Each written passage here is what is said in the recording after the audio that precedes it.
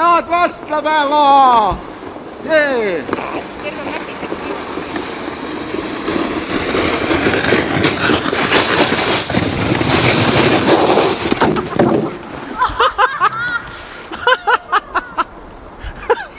See oli kõige naljakam kelgutamine, mis mul üldse on.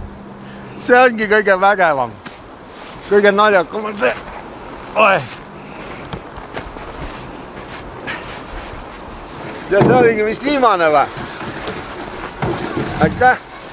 Tänud kõik sõbrad, head vastlapäeva teile kõigile ja see oli mu kõige naljakam kelgutamine, mis mul praegu tuli. See pidigi selline olema. Sest alati mu kelgutamised vastlapäeval ongi siuksed naljakad. Eriti mäletada aasta 2010, kui ma Kilkamäelt kalla tulin täpselt hüppesse. Täna oli natuke teistmoodi, aga peaaegu. Aga naljakad oli. Teised kelgutasid ka lahedalt, nii et kõike nägite, et head vastlapäeva teile ja vastlakukli söömist.